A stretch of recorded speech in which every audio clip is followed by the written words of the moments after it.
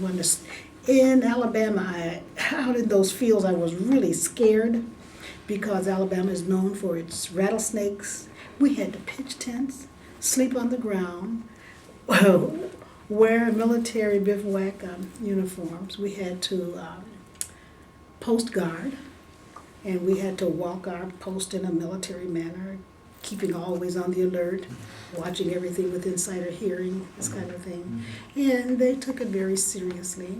Matter of fact, I can recall airplanes coming over our head and we had to crouch and cover. You ever do that?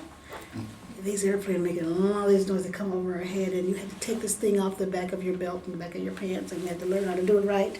And you had to crouch and cover so that whatever the chemicals are that are coming out of the air wouldn't affect you, so that you could be protected by this plastic container.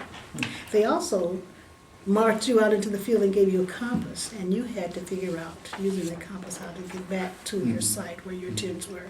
So there was a lot of rigorous training going on there. And of course, it's up early in the morning at reveille and down every evening at retreat, and all kinds of work in between, including physical activity, which included exercise most every day. And so it was quite a rigorous experience.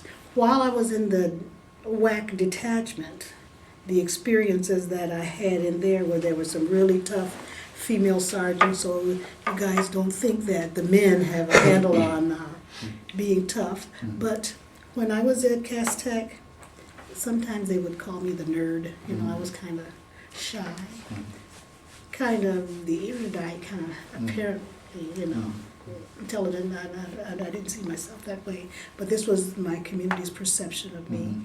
But when I got to the military, I had a lot of rough edges, a lot of things to learn. And if I could say one thing about my experience within the military, it in fact kind of smoothed out those edges and helped me to develop and to become mature. So I give a lot of the credit for the caliber of person that I am to the experience that I had in the military. Okay, so this basic was 8 weeks? Yes. Just like, okay. What was the major adjustment to military life during this period of time for you? Okay, sleeping in a cot. Okay, having to make a really tight bed, so tight that a dime could bounce on it. I can remember crawling up under the beds, tightening those sheets, tightening that blanket that we had on there, you know, and so sleeping on a cot in a room with a lot of other ladies, so my privacy was taken, okay.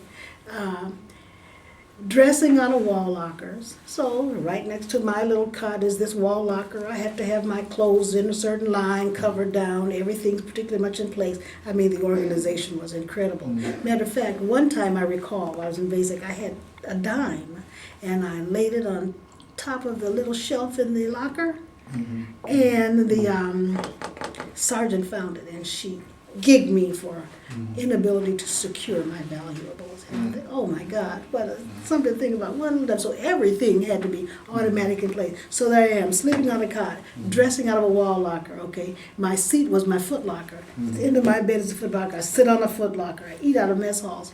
That is a true switch, a paradigm switch in the type of life that I lived, okay? For I'm at home all the time, going to church all the time, eating with my family every Sunday, the freedom to come and go as I want to, you know, with, of course, the restrictions of my parents, but nothing like the restrictions that I found in the military.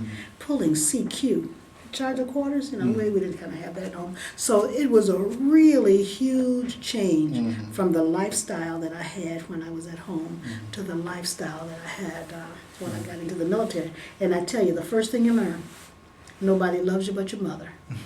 That is the first thing that you learn. Mom loves you best. And if you don't have a supportive family when you're in there, you may not be able to sustain. I mean, my minister wrote me letters, my mother wrote me letters, my sister and brother wrote me letters. I had mail coming in all times. Can you imagine someone that would, when they call you for a mail call, and they never get any mail? That's got to be hurtful. When I think back upon it, I was very lucky. My mother would send cakes when I was in basic training, and we shared all with it. She would send me clothing for later on after I got out, so that I could, after I get out of my uniforms, I could have something I could put on. I was always able to, when phone time was used, I could always call home and talk to someone. So